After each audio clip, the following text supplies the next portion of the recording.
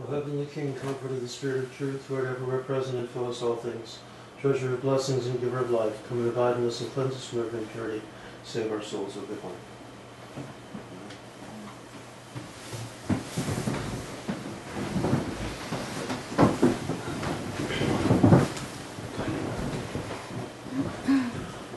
Okay, so are there any other questions?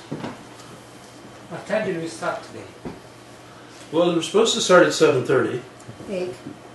But it's now 8. Alright. So we'll go till about 9:30 or so. If that's okay. No problem. Okay, last week we started in on the very opening prayers, the entrance prayers of the clergy into the temple. And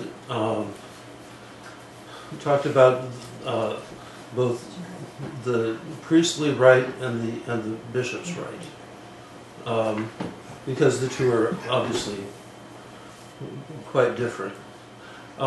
What's important to know is that the bishop's rite was first, and the priestly rite evolved later, because the bishops were the primary pastors of the community, and the priests were essentially the parish council.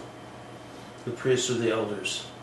When you read in an English New Testament elder, in the New Testament, that's the same word as priest. It's presbyter, or presbyteros in Greek. Presbyter got transformed in Old English to prester, which got transformed into modern English priest. There's also another word for priest, hieres,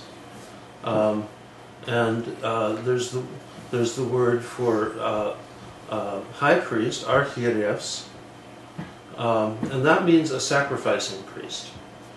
The two concepts come together in the priesthood, and we talked about the priesthood, the three orders, the different ministries. But the initial form of the liturgy, and as it was celebrated in many communities, up through like the fourth into the 5th century, presumed that the bishop was presiding. And in the early church, every community had a bishop. Now, at first, there would be one bishop per city, and then there would be a bishop for every little village. Well, that became problematic because there were too many bishops, and some had huge communities of which they were the pastor, of thousands or even tens of thousands of people, and others might be the bishop of a little village of 20 or 30 people. And so what developed were these ranks of the episcopacy: bishop, archbishop, metropolitan, and eventually patriarch is a later title. And then below a bishop, they had an office which is still used in the Greek church, though the meaning has changed, called chorepiskopos, means country bishop. Basically, what it came to mean is that he was a bishop with very little pastoral responsibility and without much authority. And so this eventually got translated into other kinds of episcopal offices, of an auxiliary bishop, which is a bishop without full episcopal authority, but they ordain him a bishop, and he can operate as a bishop with the blessing of his superior. Then there's a titular bishop that evolved and this is something not in use in the Russian church, but is greatly used in the Greek church, because 95% of the Greek Orthodox world that existed 1,000 years ago has gone today, and most of the cities are in ruins, and there are no Christians there. So, for example, the the bishop of the Carpatho-Russian Archdiocese, who is a Greek, is I think he has the title of Nyssa, like Gregory of Nyssa. His name is Gregory, and Nyssa ceased to exist as a Christian center, and never was much of anything, hundreds of years ago. All of the churches of the Book of Revelation in the last 100 years have ceased to be Christian centers. But they still will have a bishop or even a metropolitan of Ephesus or of Antioch. That's a different story. Or Philadelphia, all these places mentioned that had been major Christian centers that are in the Book of Revelation and which have ceased to be. And what it does is it allows the ecumenical patriarchate to have more bishops, even though there's no pastoral need for them. It's a bad practice. It's a very bad practice. So anyway, by about the 5th century is when parishes started to grow, and because there were too many Christians in each city to have just one church, so the church Eucharistic communities began to be formed, and the bishop couldn't be at all of them, so he would celebrate liturgy in the cathedral, the place where his cathedra was. Remember, that's what we now call the elevated platform that the bishop stands on. And then priests, presbyters would be sent out from the cathedral and would celebrate the Eucharist, but in a somewhat simplified form. And so, but in those early days, and what's very interesting, is that the bishop used to send a little piece of the consecrated Eucharistic bread from his Eucharist with these priests out to the other parishes, or out to the parishes. And so, for example, today, we still put in a piece of the lamb, and I'll be talking about the proscomedia primarily today, as they did in those very early years, which initially had been the piece from the bishop's Eucharist, so that there really was one bread and one cup for everyone. And that's if you remember that expression, it's a quote from I think 1 Corinthians, and has been taken and developed, and is used, and especially in the liturgy of Saint Basil, that we are united because we partake of one bread, in other words, one loaf and one cup, which is the body and blood of Christ. And so it's something that's very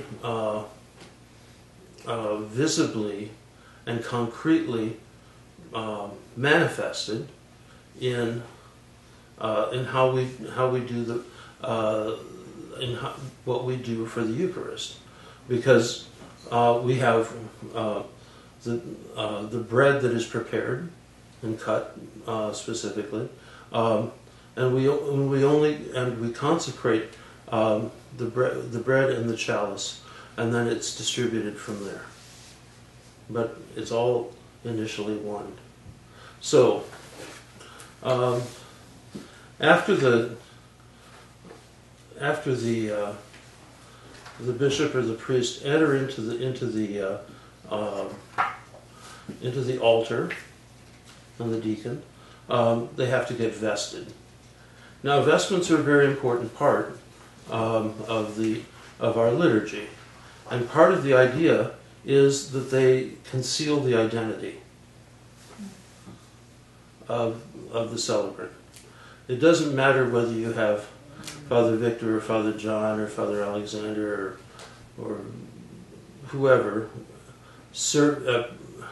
presiding at the liturgy. Rather,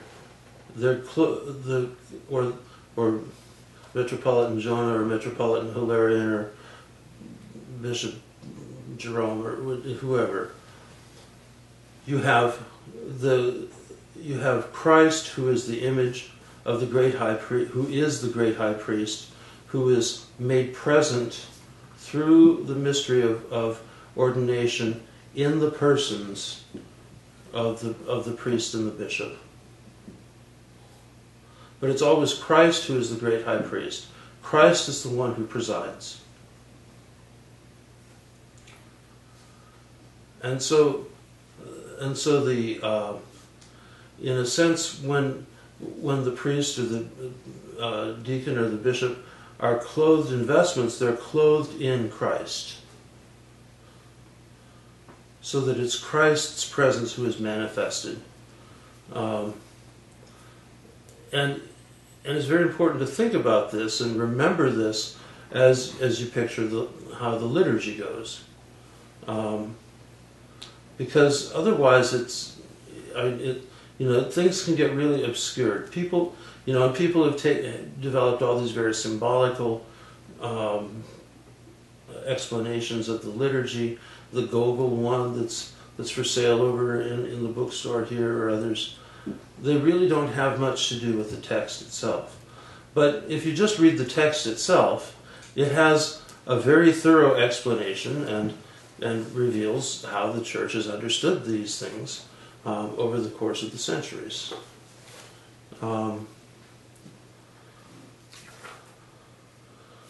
So the priest, the deacon, and the bishop are all vested differently.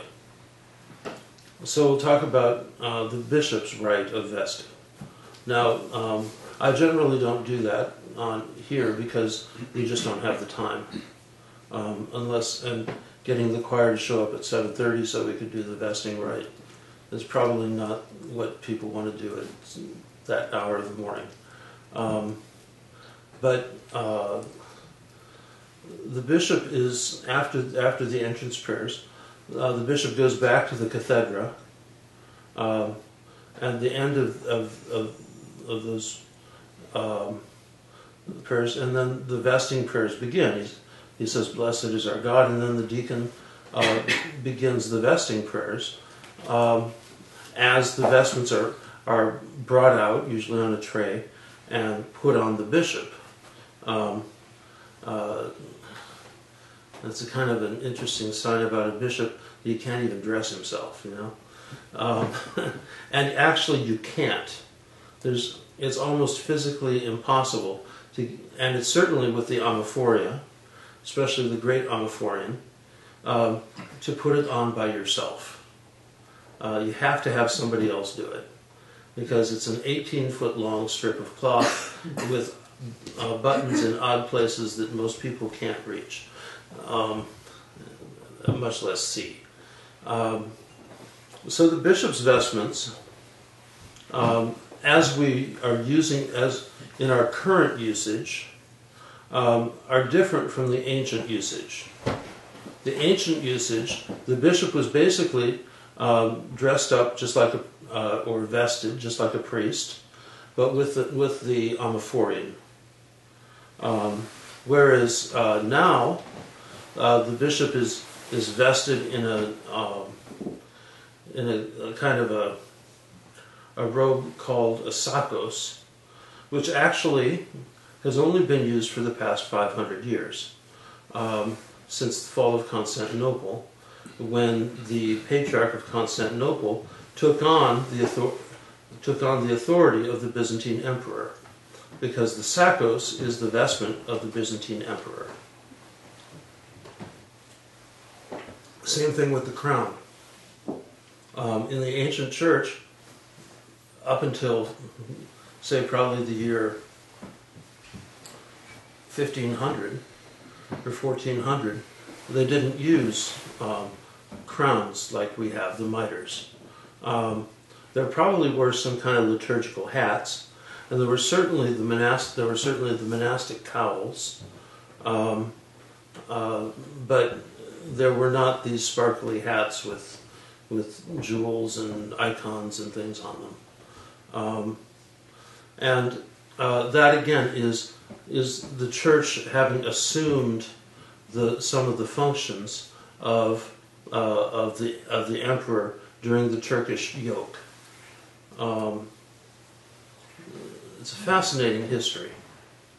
And of course, if one Orthodox bishop does it, well, all the rest have to do it, because nobody's going to outrank anybody else. It comes down to it. They're all going to do the same thing. If they like it, they're going to do it. It just comes down to that. Probably the only major difference in vestments among the Orthodox in the Orthodox world is that the Patriarch of Moscow wears the old-fashioned monastic cowl, which is round on top, as opposed to the cylindrical hat of the monk's hat, even if it's got a white covering on it, of most of the other hierarchs. Even the Patriarch of Constantinople wears this kind of a stovepipe monastic hat. The Russian cowl goes back a long time, and it's simply the difference between the early Russian style and the later Byzantine style, which is otherwise virtually universal. Does this make sense? Do you know what I'm referring to? Okay. So the bishop gets vested, and the vestments are all symbolic. Normally, when the bishop comes into the church, at the doors he's vested in a mantia, which is this huge long garment with horizontal stripes, white and red, which symbolize the grace of the Holy Spirit. The color of the mantia, in the Russian tradition anyway, signifies the rank of the bishop. So, if you have a bishop with a purple mantia, that means he is a simple bishop or an auxiliary. He's like a 1-star. If a bishop is a general, the purple mantia is a 1-star. Sometimes red is used for an archbishop. It's like a 2-star. 3-star would be Metropolitan, and that's blue.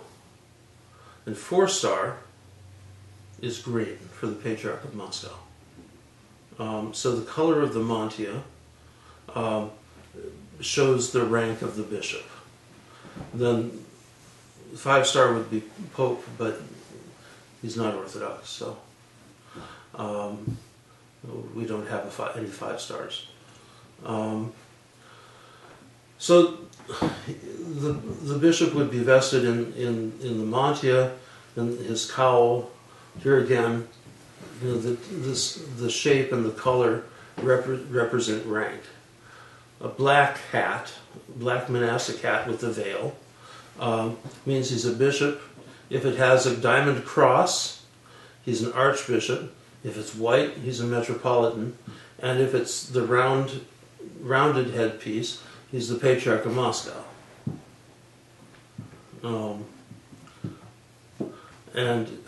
Also there's he has the bishop has what's called a jezzel, or it's a staff, but it's usually jeweled and gold and all of that kind of stuff. The Patriarch of Moscow actually has an ancient staff, which is used only in pictures now, from about the 15th century, which is beautifully simple. It's just a monastic staff, and it's with a crossbar that's slightly bent, and then down, and it's got a silver thing that joins the two pieces of wood. Beautiful and simple. And the other ones tend to get gaudy. What about the things that they wear? The panagias. The bishop. Okay, this is a bishop coming into the church. He would already have on. He would be dressed as a monk. A bishop is dressed as a monk, basically, in normal. He would have on a cassock or a podraznik or an andari. What's that? Zostiko. It was also called an andari. This is basically this kind of tunic. And there's different. They're basically all the same. The little design changes. The Russian ones are tailored, and the Greek ones are not tailored in the same way. Now the Russian ones are shaped like that, and the Greek ones are shaped like that, for the most part. With a belt. With a belt. The Russian ones don't have a belt unless you put one on. Underneath that, he has, shirt and pants, and usually a monastic schema. Sometimes the monastic schema is also put on, especially now. If you watch the vesting of Patriarch Kirill, on top of his the next vestment they would put on, they put on the monastic schema, and that consists of a cross on a yoke, and on the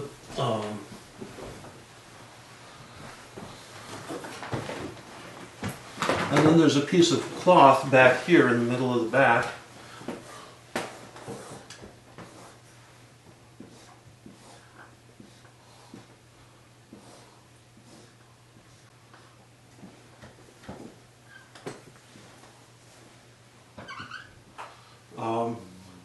With the symbols of the Lord's Passion, the ladder, the pillar that he was scourged at, the rooster that crowed,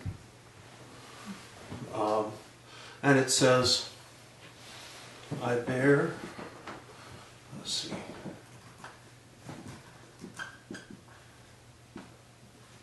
on my body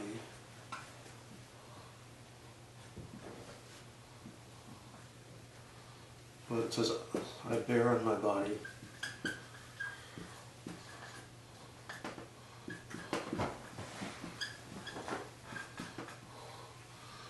it's a quote from St. Paul, the marks of the Lord.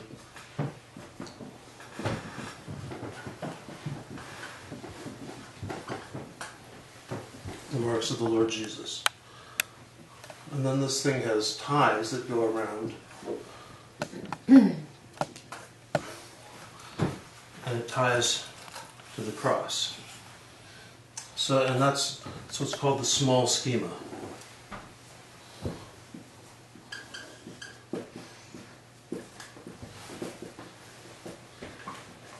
According to Orthodox tradition, all bishops are monks. At least they're all tantred as monks. That holds up better in some places than it does in others. Of course, there's the ancient tradition that all bishops are only taken from the monks. That was before they developed these other ways of creating functionaries. Anyway, So the bishop is dressed like a monk. He has on the schema. He has on the zostiko or the podraznik or the cassock. Then there's the garment with the long sleeves. Right? We've all seen that. It goes over this, called a rason. So it have rason or raso. Then there's the podraznik.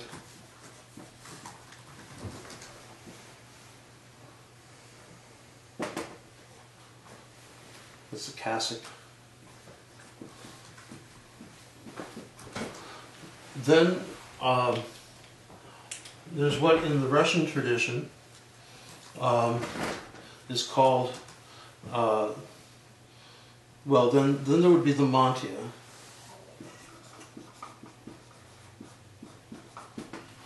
The mantya is the big cape.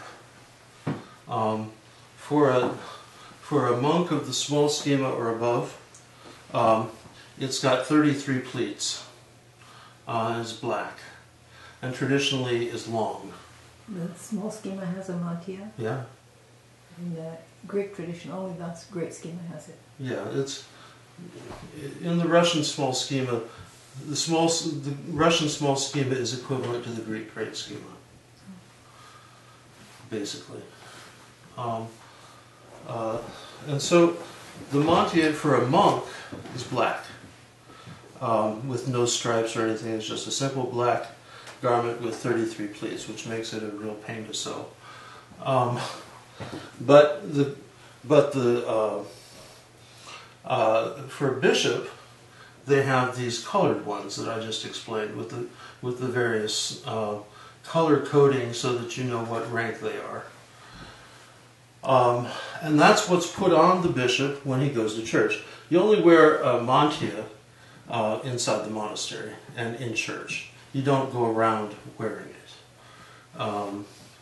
The other thing that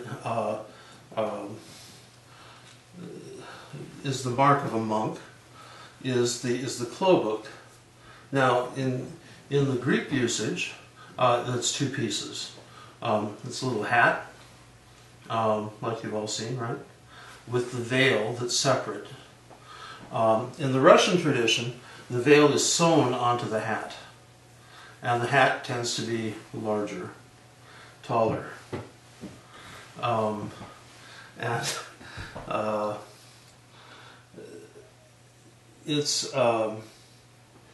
And then that can be black or white. And if it has a diamond cross on it, he's an archbishop. If it's white, he's a metropolitan. But if it's like that,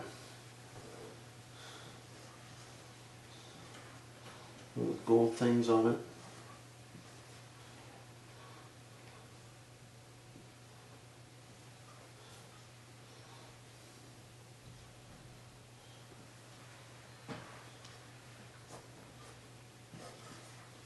it's the patriarch.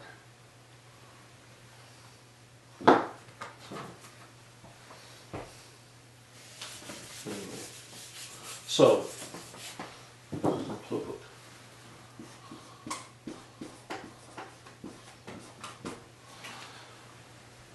the Greek word is slightly different than klobuk. What's the Greek word? Well, I'm thinking skufi, but that's not it. It's Is it kukali? no. Yeah, the patriarch is the kukuli. Yeah. No, Oh, it's the kukulian. Kukulian is the Greek word. the kukuli is the thing that goes over it. Okay, I'm talking about in Russian usage. The patriarch's thing is called the kukulian. Oh, okay. It's not a klobuk. The klobuk, I mean, you also have, in Russian use, you have the skufia, Which is the little hat. which is the hat. Yeah, we have that also. Yeah, only the Greek, you got the Greek style, and then you have the Russian style. No, we have a scoofy like that. In that style. This style? Yes. Really? Yes. This is Old Believer style. Yes, it's very ancient. Yeah. But it does exist. You can see it on old icons.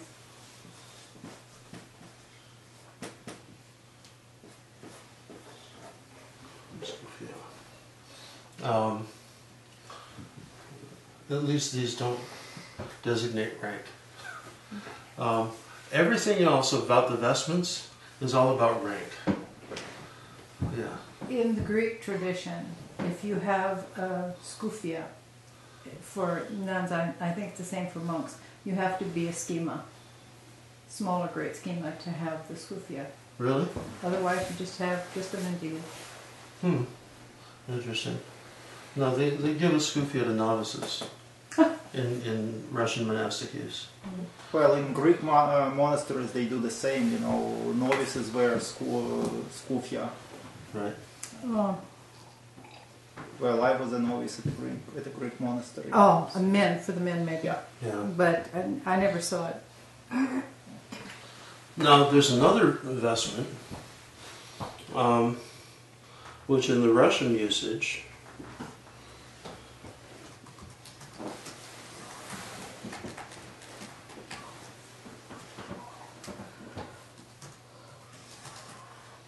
is like this.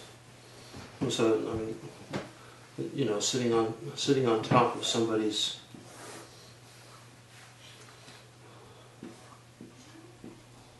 You've all seen these in icons, right?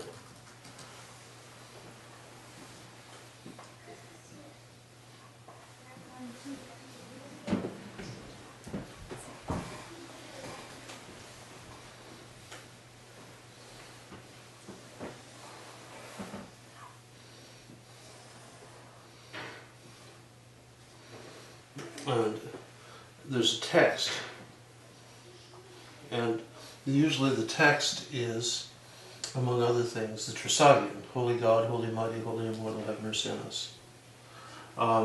There's also text that goes in here, and some of it, you know, is very typical.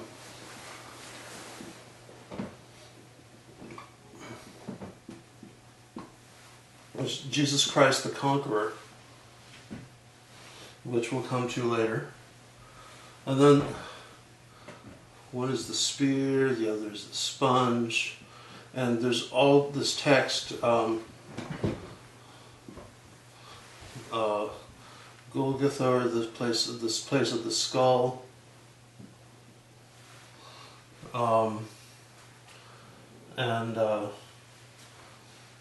some of it seems very esoteric, but it's actually, if you know Slavonic, it's just saying what these things are. And the Greek is the same thing. It's the Greek letters, and the one on mine, as those are the vowels that I made. It's a great schema. Oh, They are the vowels. really? Okay. There are different traditions. And it differs certainly between ethnic traditions, but sometimes it differs between monasteries. Just from one monastery to another. Just like in Russian, you might have one set of tones in a monastery, and then 10 miles away you'd have a total other set of tones, which are totally different. So, that's the first thing. So the bishop comes in dressed as a monk.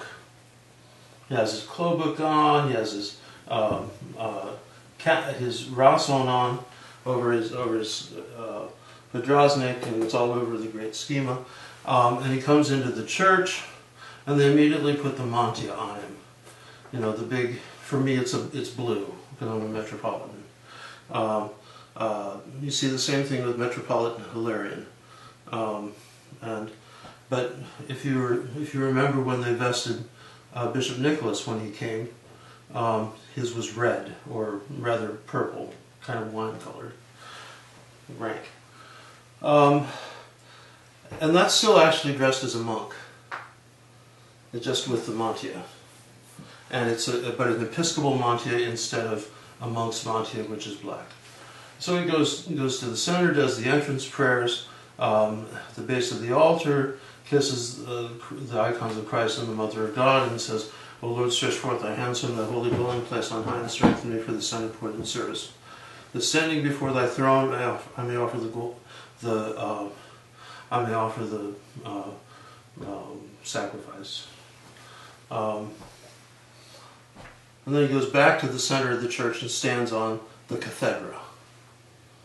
And then you have servers bring out a big tray with the vestments on. Okay, everybody has this, right?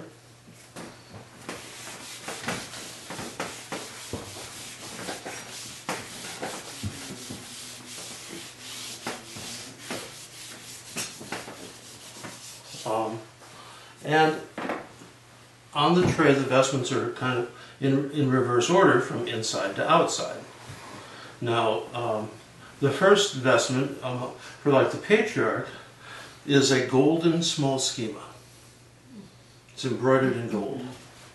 Very beautiful. I don't know of other bishops doing that, but there's certainly nothing. But he has already his schema on. His personal. Uh-huh. Yeah. It's part of your daily. Yeah. You just wear it. So they would take the mantilla off. They take his panagia off that he's probably wearing on the street. Bishops generally, in contemporary usage, outside of liturgical services, only wear one panagia. Even if they have the right to wear the full set of 3. So the patriarch generally will only wear one panagia, just as a diocesan bishop. And the panagia is basically, it's an icon of Christ and the Mother of God. And it's I think probably since the time of iconoclasm, have bishops worn panagias. Basically as a witness not only to the resurrection or to the incarnation of Christ, which a panagia is an icon of the incarnation, of Christ's child being held by the Mother of God for the most part, and as a witness to the holy icons, the importance of the holy icons in the Orthodox faith. So he'll put aside his daily use panagia and basically be stripped down to his cassock. There's a story about a bishop in Chicago who got up late, and so he threw his riasa over his pajamas. And so he got into church, and there he was standing on the cathedra in the middle of the church, and they took off his riasa, and there he was in his pajamas.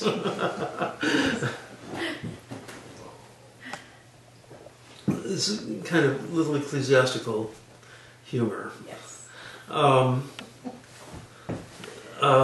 So anyway, you're supposed to wear a cassock under your vestments, and that also, since this is being broadcast, all the priests are supposed to too. But some of them don't like to because it's hot. So the first thing that they put on is called a sticarion. Now, this is not to be confused with the word stikirin, which means hymn verse.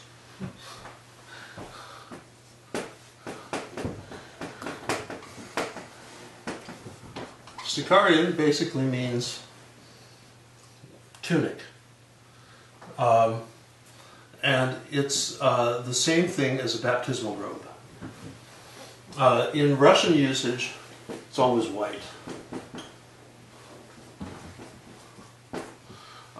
Usually with, some kind of embroidery or crosses and and fringe and things like this. But it's white. And a bishop's sticarion has buttons down the side. So the servers, the subdeacons, have to button him up. That's the first time. Then comes the basic priest vestment, the epitrachelion.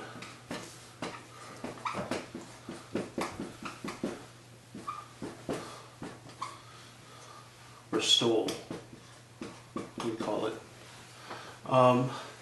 All the orders of ordained ministry have some kind of a stole, and the bishops have double.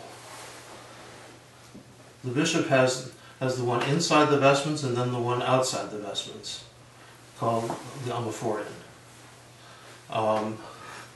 But it's the basic. A stole is the basic vestment of ordination. There are certain stole and then cuffs or epimanikia.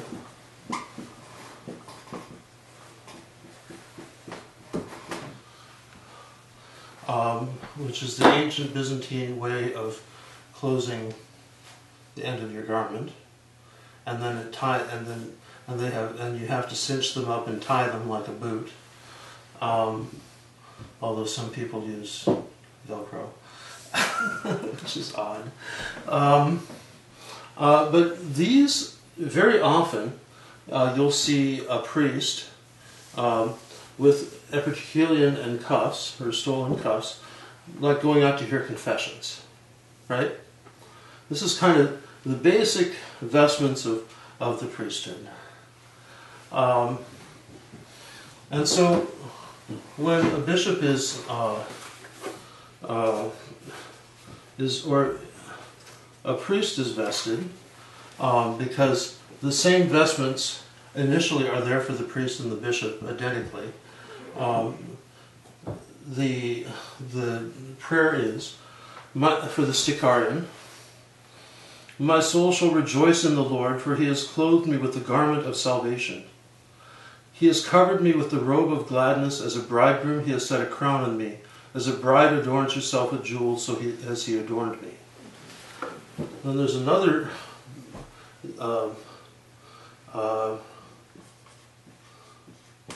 vestment.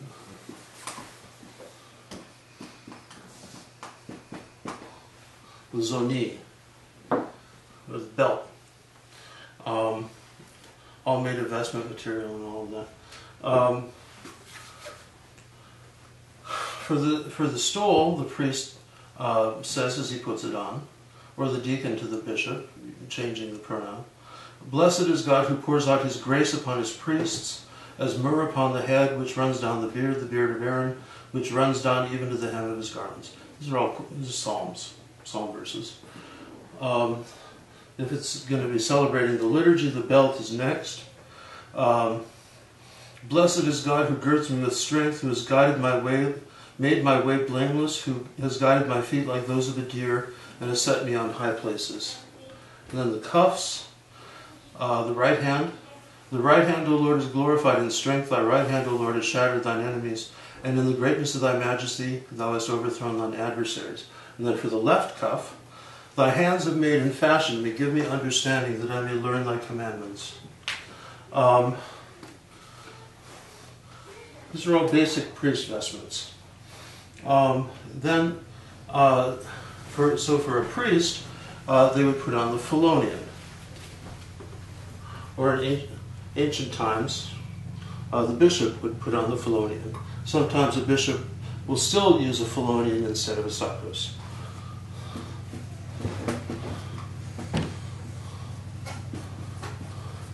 In Latin, it's called a chasuble.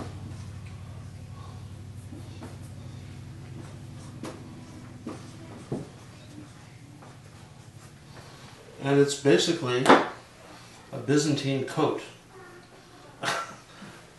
It's what you put on. It's like wearing a sport jacket. If you have your jacket on, you're fully formally dressed. If you don't have your jacket on, you're not formally dressed, right? There's still even a few places left that have a jacket requirement, right? Or they won't serve you. Well, that's where Phelonian came from originally. Now there are two other vestments that are common. One of which is common to priests and bishops. The other one is only given to the priest. And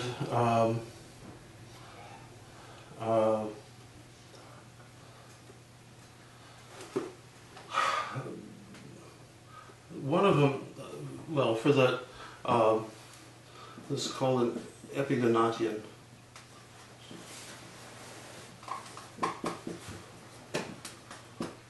Or a shield. And it's the diamond-shaped one.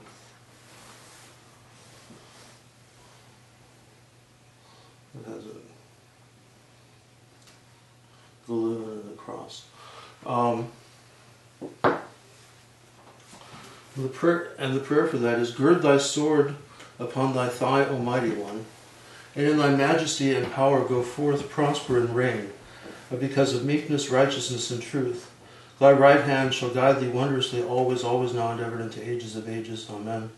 And then the prayer for the Phelonian is, thy priests, O Lord, shall be clothed with righteousness, and thy saints shall rejoice with gladness, always, now and ever, and into ages of ages. So that's a priest being vested. For a bishop, it's the sakos.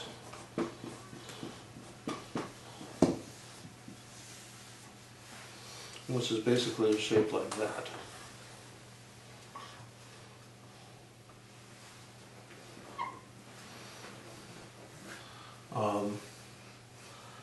Whereas the Phelonian is it?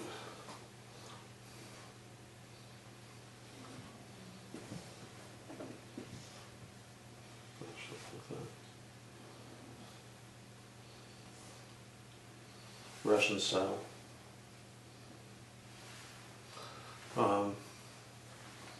When it comes down. Right? Okay. Phelonian.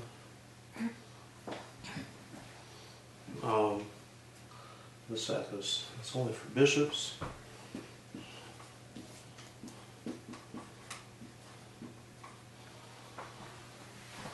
And over the top of the sakos, or over the top of the Phelonian, goes the amphorium.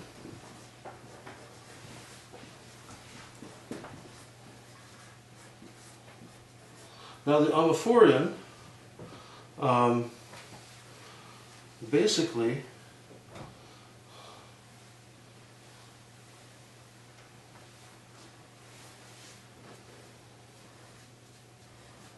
is that. Hangs down like that. It's 18 feet long.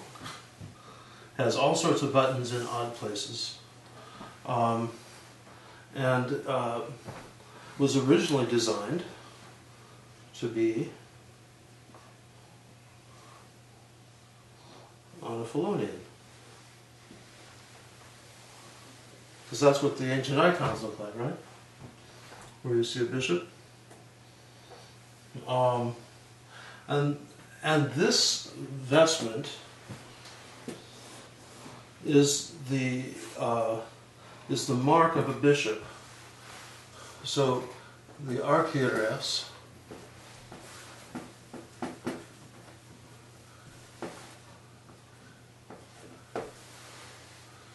was high priest.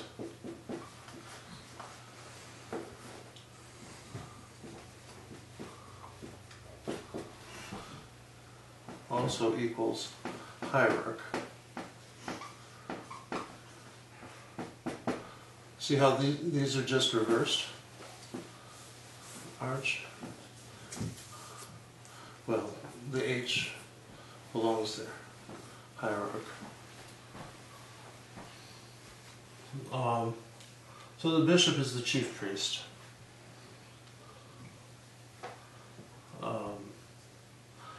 Now, over the time, and then come the Panagias. Actually, Panagia, cross, and the third would be an icon of Christ.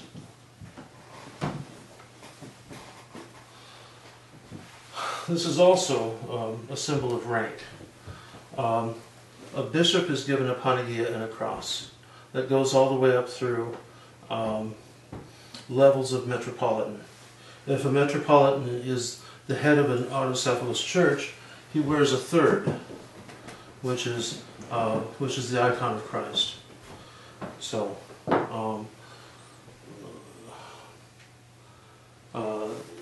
as head of the OCA, I would wear 3 Panagias. But now, since that would put me in rank above our own first hierarch in Rokor, I don't. Because he only has 2.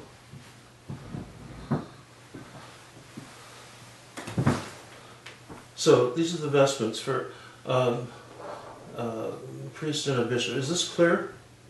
Kind of? You all know what I'm talking about? Yes. So Okay. in Rokor, the only person who would wear all 3 is the patriarch. Is the patriarch. Yeah, I don't think he has. Even Metropolitan Hilarion Alfeev doesn't have 3.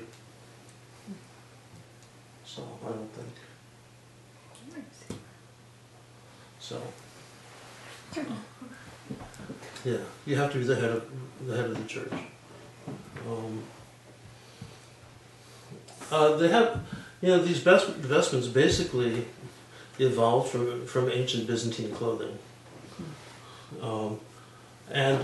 But for example, the Stikarion, and everybody in the ancient world, everybody wore a tunic. That's just, what do they call it? A jalabia or something in Arabic.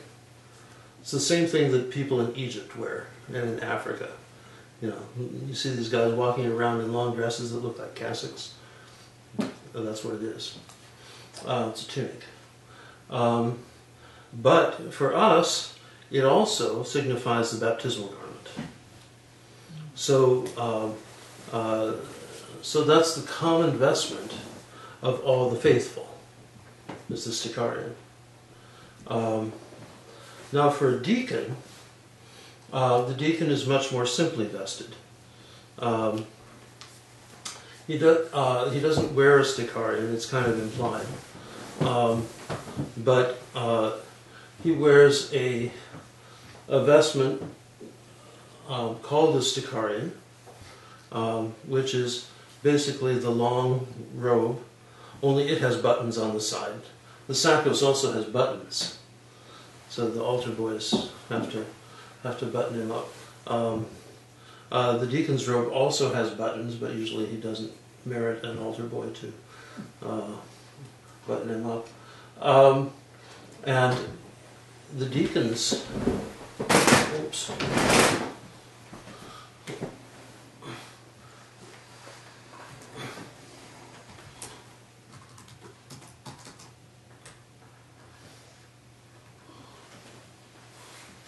Vestment, more like that. And a deacon has a stole.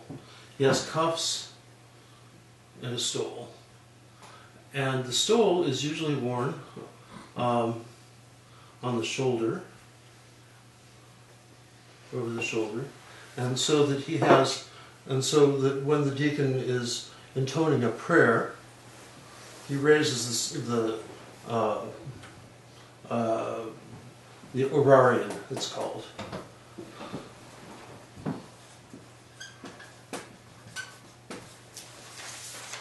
Oh, there's one other thing for the bishop. That's a mitre. Or crown.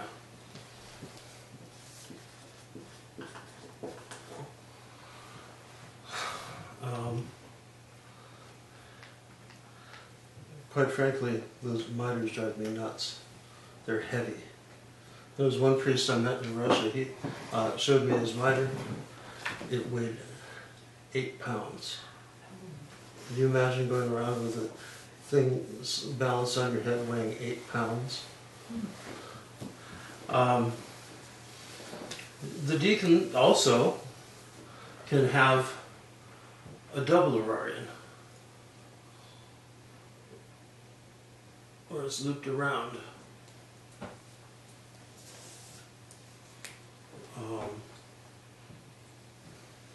It goes down and back as it does in front, and that's a sign of rank.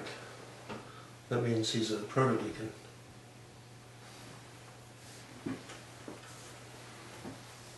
How long does it take to become the next step up, like a proto-deacon?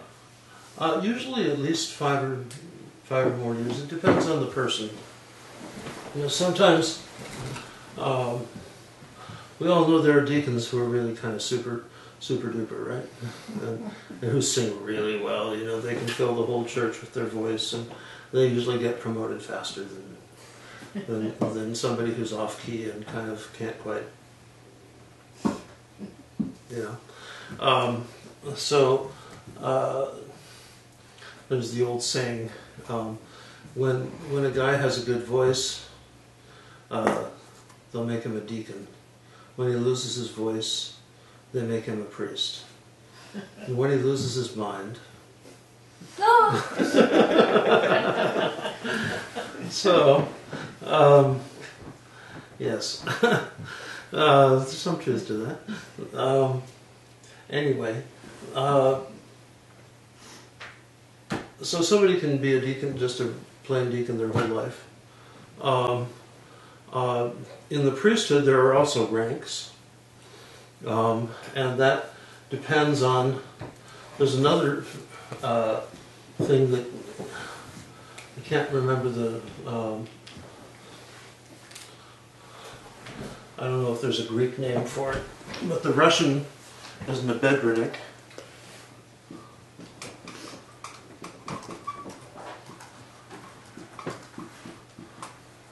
And that looks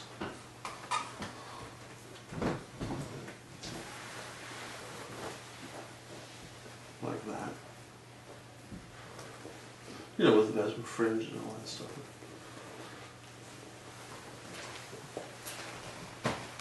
Like a purse.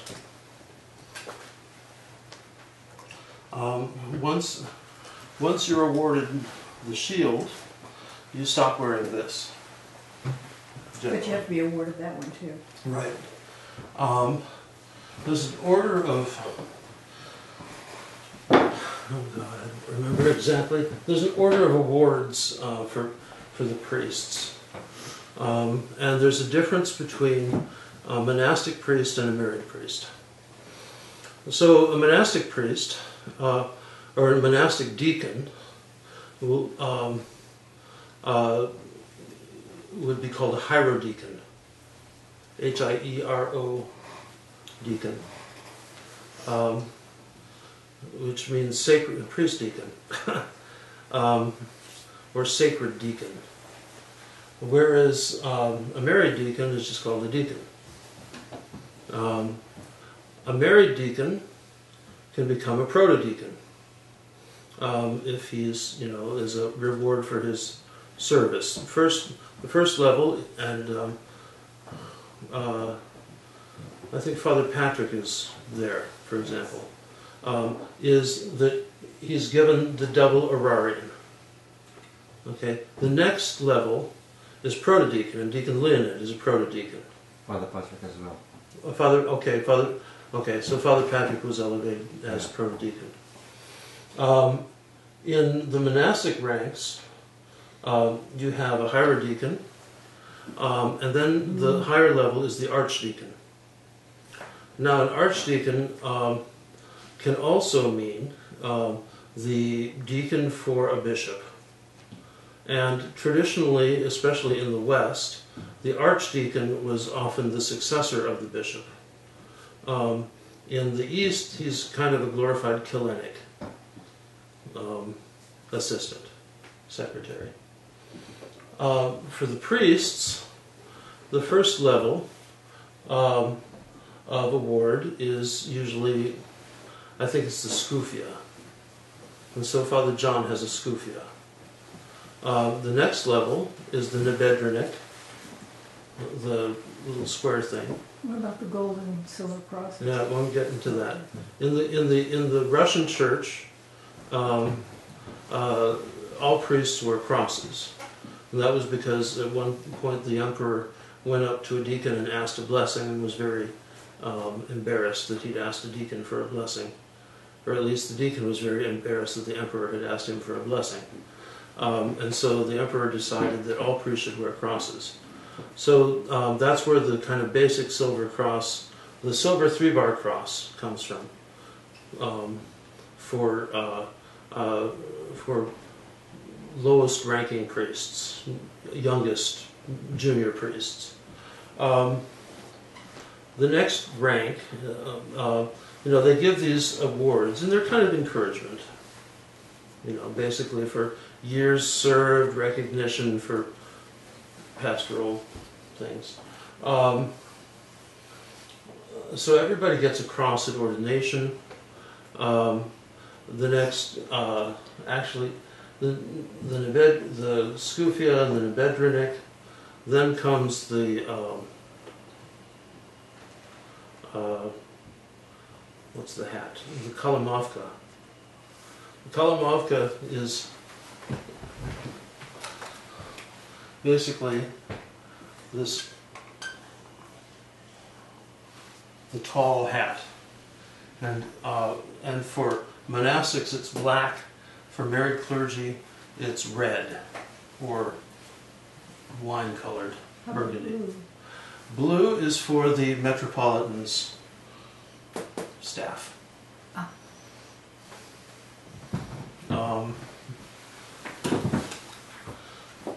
But that's only not all Metropolitans do that. Actually, when I became Metropolitan, I appointed a guy's archdeacon who's really into all of this stuff, and so he decided to order these kind of outrageous blue scufias for all of the staff, and they're kind of electric blue. It's like, oh my God, I would wear conservative colors even if I wasn't, even if I wasn't a monk, But so they have that. Then after X number of years, you're given the right to wear a gold cross. After like 10 years as a priest, and then, but that's a gold 3-bar cross or 8-point cross. Then the next rank above that is a Latin cross. It's just a very simple, 1 bar. It might have the 3 bars, on the image itself on the cross, but for the most part, it's just it's a Latin cross. That comes usually at 15 years. It varies between jurisdictions as to how long. Or a budded cross? No, it's a Latin cross. And then the next rank after that is the shield. And so in monastic ranks, the next rank after that would be archpriest. Yeah, that I'm getting there. Okay. Archpriest goes with the Latin cross, the gold Latin cross. Now in monastic ranks, you start out as a hieromonk, priest monk, and then eventually they don't pay so much attention to the awards. Eventually you get to being raised to the rank of igumen, and it's odd because igumen also means abbot, but there are plenty of igumens and not many abbots. and at least in English, we make a distinction. Because igumen we simply use as an ecclesiastical rank like archpriest, whereas an abbot is the actual abbot of the monastery. And then, and that comes with the gold Latin cross. Then after 20 years, or for other reasons, a monk priest can be made an archimandrite. Now, there's an abuse in the Byzantine churches where after 2 or 3 years of ordination, a celibate priest will be made an archimandrite whether he's a monk or not. But the word archimandrite essentially implies that you're the dean of monasteries of a diocese. So for an igumen is supposed to be the abbot of a monastery. That's what the rank implies. And archimandrite would be a priest who is the dean over all the monasteries in a region. Unfortunately, you go to Trinity St. Sergius Labbra, and there are of the 300 brothers, there are 175 priests, 50 of whom are archimandrites, and another 75 are igumens. And the abbot is a bishop. So there's been this total inflation of these titles. At the end of the Russian Empire, there were 18 ranks for the clergy. And they were connected with the 18 ranks in the military, and each rank had an equivalent pay grade. I think they still maintain most of the ranks, but they don't have the pay grade. Because in the Russian Empire, the clergy were paid by the government according to the military ranks.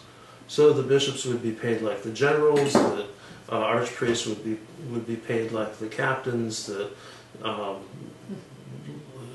lower ranking priests would be paid like the lieutenants, and the deacons would be paid like what do you call the Master Sergeant. Yeah, master sergeants. And then even monks got a salary in the empire. It was quite an abuse.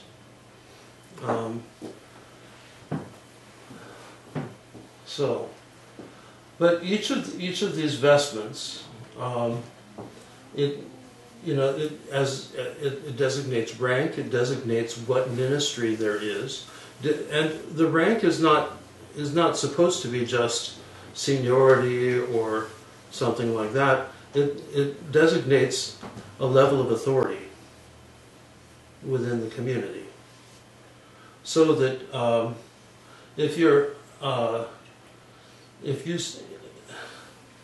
so that you will see, for example, a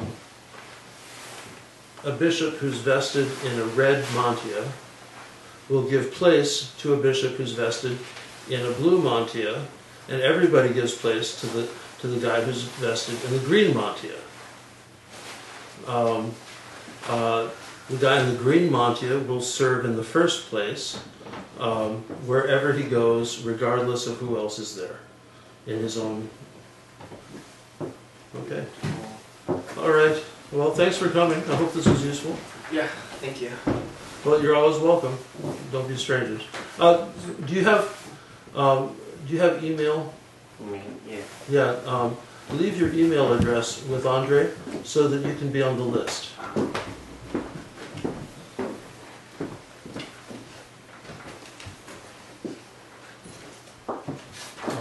We didn't talk about the jewel cross. Okay, yeah. For an archimandrite is given a jeweled cross. For the higher levels of the married clergy, one of the highest levels, after getting all the rest of the stuff, is a jeweled cross. And then in the Russian church, they would go so far as to give 2 crosses and a mitre, even to priests. That's pretty in America. That's pretty much done away with, at least in the OCA. They don't give mitres to priests anymore. Yeah, but obviously in Rokor, they do, and in the church in Russia they do. The jeweled cross is the same as the bishop's jeweled cross, and it designates somebody not only with a lot of rank, but with a lot of authority within the life of the church, and which ultimately means a lot of responsibility. We shouldn't think of authority as power; it's responsibility. And so that you just look at the vestments of who's and how they're vested, and you have an idea of who is there, even if you don't know the individuals involved. But what's really important is that in the celebration of the liturgy, it doesn't matter who the priest is. You know, the Eucharist is the Eucharist is the Eucharist is the Eucharist, whether it's celebrated by a patriarch, a bishop, or a simple priest. The style with which it's served, you know, the patriarch, a bishop is going to serve in a hierarchical style, unless there are not the personnel to pull it off. And so sometimes, for example, if I'm here and I'm serving as a priest, it's because we don't have enough altar boys to pull it off. Because there's all these appurtenances that get used during the service. So, for example, you may have a handful of munchkins, but they probably couldn't carry the tricary and decary to hand it to the bishop at the right time without dropping it. So it's better just to serve a simple liturgy as a priest rather than to have these little guys light everybody on fire, you know, or light themselves on fire, which is more likely. Yeah, that's happened. Oh yeah. Question. Yeah. I think it's on the right side where the picture is the one where it's tied to the sides, and it's on the side of the garment. It's the square one. Yeah, I don't... What is that? The shield? No, to the right of that, where it hangs down on the side. Right. Either. Right, that's the shield. Or the, okay. It comes from a Byzantine military garment called the shield guard, or sword guard. And so that it was so that you didn't cut yourself with your own sword. Oh. And that's why the prayer is, gird thy sword upon thy thigh. Oh. So it hangs down on your thigh, and the sword went over that. And so you could draw your sword, actually, draw the sword without Slicing your leg. slicing your leg. Yeah, that was completely different. No, it's. I mean, it's interesting. Now, obviously, there were vestments in the temple in the Jewish temple, and the scriptures go into great detail about those vestments, about how the various priests were vested, and the high priest wore the same. His vestments were the same material as the veil of the temple. Only they were interwoven with gold. So that was his vestment, his street clothes. When he went into the Holy of Holies on the Day of Atonement, it was pure linen, pure white linen.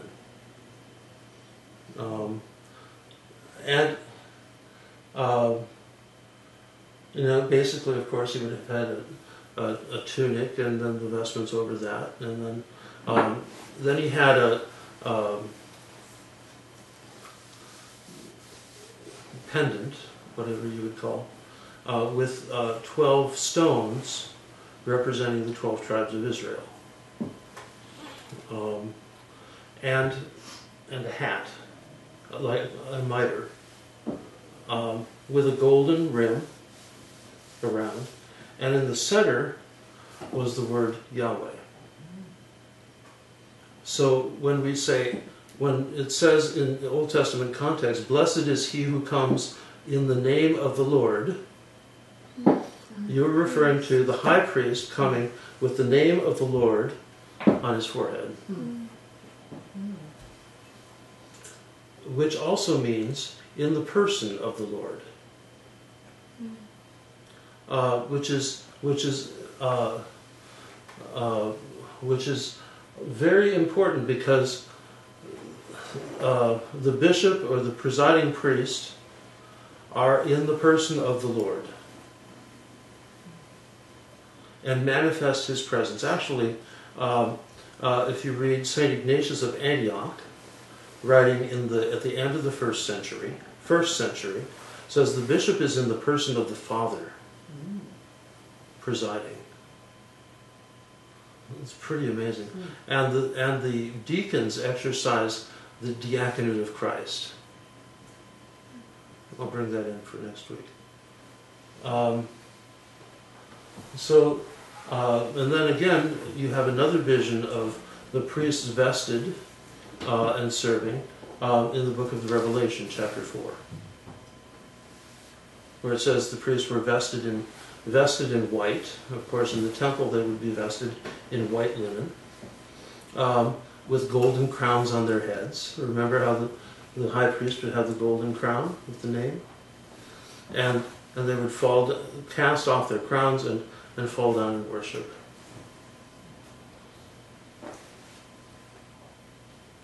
And according to Margaret Barker, in the Old Testament temple, it was understood that the high priest coming out of the Holy of Holies was understood as the deified Son of God. And he would go in once a year. That's why in his term of service he would only do it once, because he was reborn as the Son of God in the Holy of Holies. When was it determined that he would do that? What year? Or would it be the first year that he served? The first time, the time that he would probably be a fairly senior person. In the later temple, I don't know. In the second temple, it was the one who paid off the Romans. How long was their term? I think probably for 1 year. 1 year. 1 year, but once they had been the high priest and had performed that ritual of the atonement, they were forever understood to be a high priest. Oh.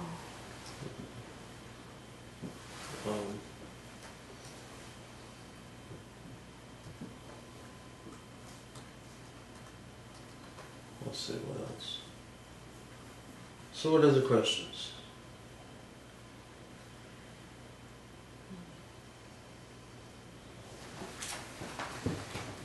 Okay. So,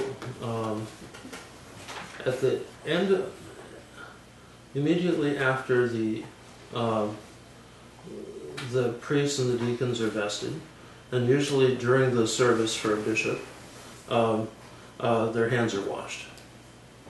And the prayer is, "I wash my hands in innocence and go about thine altar, O Lord, singing aloud a song of praise and telling all thy miracles. O Lord, I love the beauty of thy house, and the place where thy glory dwelleth. Do not sweep my soul away with sinners, nor my life with bloodthirsty men in whose hands are evil devices, and whose right hands are full of bribes. But as for me, I will walk in my integrity. Deliver me, and have mercy on me. My foot stands on level ground. In the churches I will bless the Lord."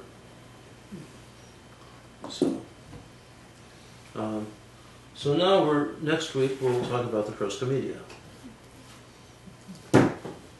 Wow. It's a lot to remember.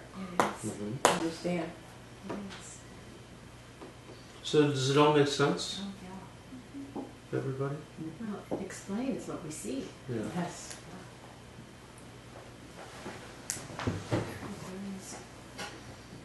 Okay. So, So we have next week, and then January. under the 5th of January, I think. Fixed? You said after Nativity, no? Well, I think Father Victor has scheduled it for the 5th, Okay. the next one.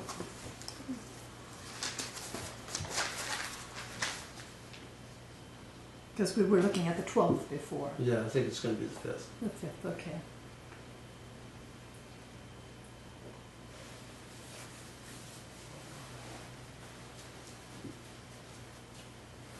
They have, one of the things that they've done in Greece is they've put together a soft mitre, which I really like.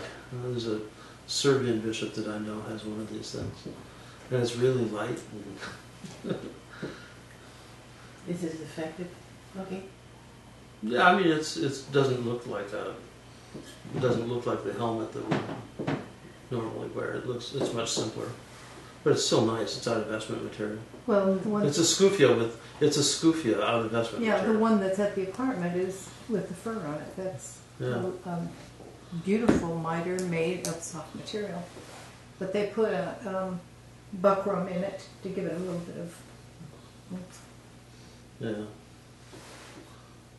So. Oh. It's interesting to know that to outfit a bishop fully, with the set of vestments, the vestments you can occasionally find a set of vestments for $1,000 or $1,500. Often they cost between $5,000 and $10,000. Wow. The Panagia set is $2,000 to $3,000. The mitre is $5,000. And then the bishop's mitre has the cross on it, and the priest's mitre does not have the cross on it. Yeah, the archpriest. Oh, and then there's another category which is not used very often called proto-presbyter, and that's the first priest of a church, of a whole church.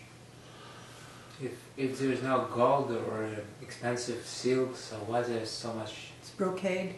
Yeah, I mean, so expensive. It's very expensive. The brocade is $100 a meter, or Very $150. expensive. Yeah, Simple garments, why they're so expensive? Where there's no gold or anything like that. yeah, exactly. It's Why? just simple. It's just simple material. Yeah, so why they're expensive? Because bishops are like peacocks. They like to have Damask from all Damascus. this. You know, I would. Somebody had a great suggestion that instead of making all of these awards, is that when you ordain somebody, you dress them up fully. You put all the stuff on them, and then as they grow in maturity, you take it off. so that finally the most high-ranking priest at the culmination of his ministry would simply be vested in a simple phelonion and a simple silver cross. But the church has has decided that that's proper, and they are works of art, and that's one of the ways you can kind of justify some of this. For example, there's in Greece and in the Serbs have a group in Australia that does the most exquisite embroidery, and the entire sakkos will be covered with embroidery, and all the other appurtenant vestments. I asked him because they had a booth at some church convention, and they said, "Well," I asked, "What does a set like this cost? What does it cost to outfit a bishop?" And he said, "Well, for the Greeks, it costs about $100,000 for one set of vestments." He said, "But for the Russians, we'll make a discount." But it's amazing art. Yeah. Some of it should be displayed. I mean, just because it is so beautiful. One of the things about the Orthodox Church and about all of this stuff is that if you think about it, more than any other church, we have developed every possible art within the church to its highest degree, and they all kind of flow together. You know, we think about the church music, which is, you know, extremely sophisticated in reality. But then, you know, think about what goes into this. I mean, there's sewing, there's metalwork, there's jewelry work, there's embroidery, there's and there's the fabric itself. You know, every aspect of art, of possible art, is highly developed. Whereas you take, say, a kind of an American evangelical church, which is kind of where they kind of start from the beginning. The arts are not developed. It's basically a guy in an $800 suit with a floppy Bible. But you know, they're singing, and it's not a criticism. It's just an observation. But you know, the singing is simply traditional singing. The music is not developed. The woodwork is not developed. The metalwork is not developed. The iconography doesn't exist. Whereas all of these things, I look at the temple here, and every possible art is taken, and what that does is it takes the talents of the people and develops them, and that's a beautiful thing. You know, not everybody has to go out and be a missionary and convert people, but some people can sew, some people can do embroidery, some people can do metalwork, some people can do jewelry work, some people can sing, some people can direct a choir, some people can compose the music, some people, and on and on and on and on. Yeah, I mean, you see it in the Western Church too, in the higher levels of, you know, Roman Catholicism and Anglicanism. But it takes you, when you walk into the temple, it takes you out of the outside. Mm-hmm. What's in the outside world. You know that you're in another place. Right. And the beauty of that place approaches. Yeah, exactly. There are people who, in the Protestant belief system, Mm-hmm. really disdain all this high art and high beauty. Yeah, there are. They specifically. But if you look at it from our position, all of those very human efforts, the arts, are taken and they're exalted. And with the goal of authentic beauty. You know, and as Dostoevsky said, beauty will save the world. And one of the things we don't see in our American cultural churches is much beauty. And what kind of beauty is, you know, some guy up there in a nice suit with a floppy Bible and, you know, and a projector. It's not exactly beauty. And then it was interesting. Last Sunday, not yesterday, yet last Sunday, we went to the Bach Consortium. Held in the National Presbyterian Church.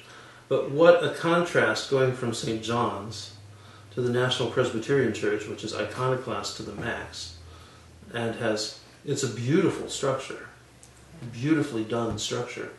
There's not a single image in there, and even the cross it's obviously a cross, but that's it. There's one cross over the altar. And you know, and the rest is basically unadorned. But they have those little kneeler things that are done beautifully. Yeah. Oh, they're gorgeous. Oh yeah, and the work is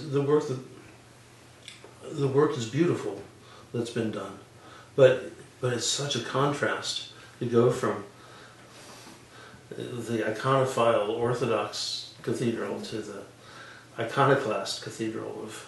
Yeah, those kneelers there. Those kneelers are in the Episcopal Church. Oh, that's not what I in thought he Presbyterian. meant. Oh, in Presbyterian. Yeah, they don't do Presbyterian is kneelers in absolutely- Oh, I know Presbyterian. Presbyterian. Absolutely. Okay. Yeah. I thought you meant you were at the. Well, we were there last night for the joy of Christmas. Yeah. It was beautiful. So. Hey, Yes. There's more beauty in the Episcopal Church. Oh yeah, I was Presbyterian. Yeah, well, one of the things is, I mean, the Episcopal Church has preserved a lot of the ancient tradition, and even at the National Cathedral, the iconography is still all right for the most part. I don't think they've altered that. What about cathedral in Catholic University? Oh yeah, or the Catholic. It's beautiful. You know, it's a little plain for Orthodox taste, but you know, where you have to, as somebody characterized it, you take something elegantly simple and decorate it. In my taste, I was in National Cathedral. I like the first one more. The Catholic one? Yeah, I mean aesthetically, I mean it's very nice. Yeah. Catholic University. Yeah, it is. It's beautiful. Yeah. It's also much more spiritually powerful. So, I have a question. Does the average communicant know all this? no, probably not. And they've never, it doesn't be a part of becoming Orthodox? No, they may. I mean, if people are interested, they can certainly find out. It's, I would think that all of this interesting stuff that I find interesting would be just a natural part of the child growing up in the church and becoming active. well, yeah, actually, you know, I mean, they teach this kind of stuff in Sunday school. Yeah, in Yeah, Sunday okay. schools and in catechumen classes, depending on who's teaching the class and how many classes you attend, these kinds of things. They are. Yeah. But I heard one priest say, "We teach our children and play with the adults." Yeah, that's about it. That's about it.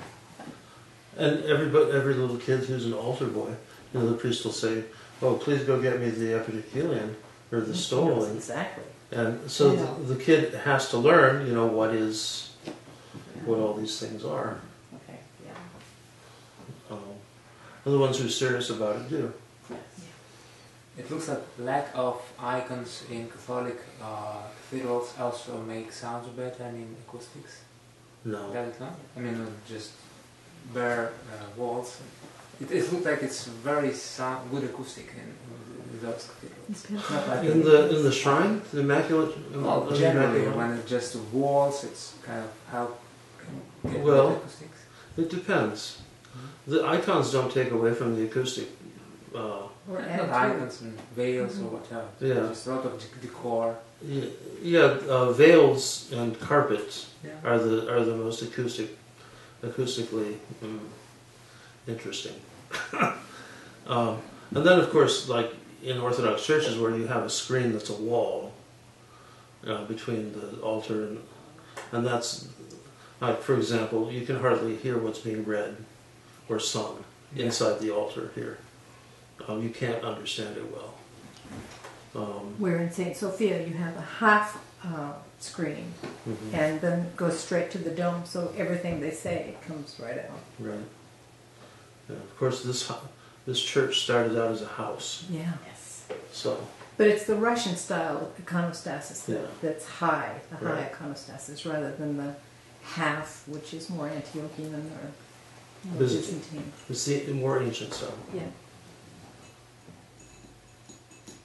Okay. Anything else? Shall we pray?